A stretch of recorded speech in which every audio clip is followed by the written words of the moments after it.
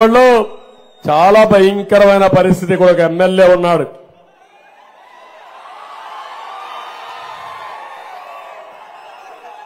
తెనాలి చరిత్రలో ఎప్పుడూ జరగని అరాచకాలు జరిగాయా లేదా అని అడుగుతున్నా. సెంటు పట్టా కోసం సేకరించిన భూముల్లో ఎంత దోచేశారు తమ్ముళ్ళు? 80 కోట్లు దోచిన దొంగ ఇక్కడే ఎమ్మెల్యే అవునా కాదా?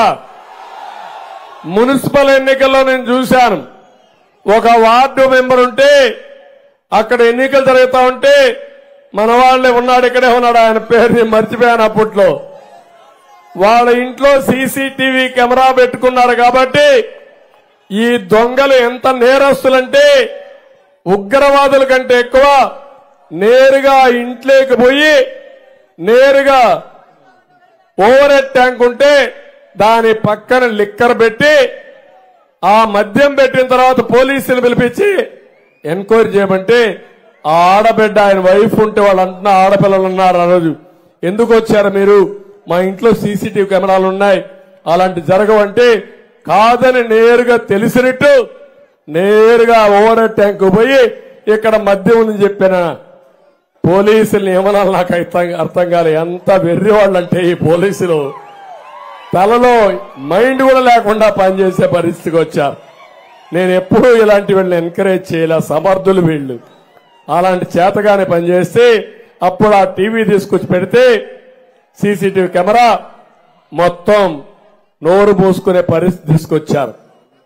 నేను ఇలాంటిది ఒకటిగా తమ్ముళ్ళు ఎంత దుర్మార్గం అంటే మాట్లాడితే మీ ఇంట్లో గంజాయి పెట్టి నిన్ను అరెస్ట్ చేస్తాం, సరెండర్ కావాలి.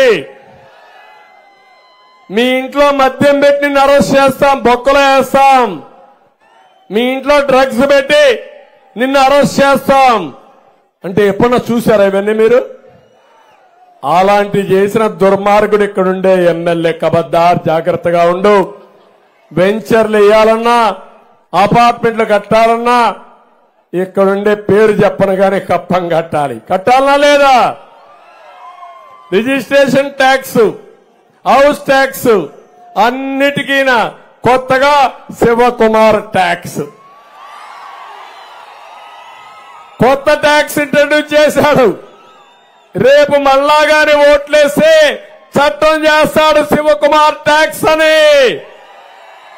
సిద్ధమా తమ్ముళ్ళు మీరు? ఆర్యవైశ్య సామాజిక వర్గానికి చెందిన యుగంధర్ అనే కౌన్సిలర్ పైన దాడి చేస్తాడు. కబద్దార్, జాగ్రత్తగా ఉండు, తాట తీస్తాం, ఒళ్ళు దగ్గర పెట్టుకో.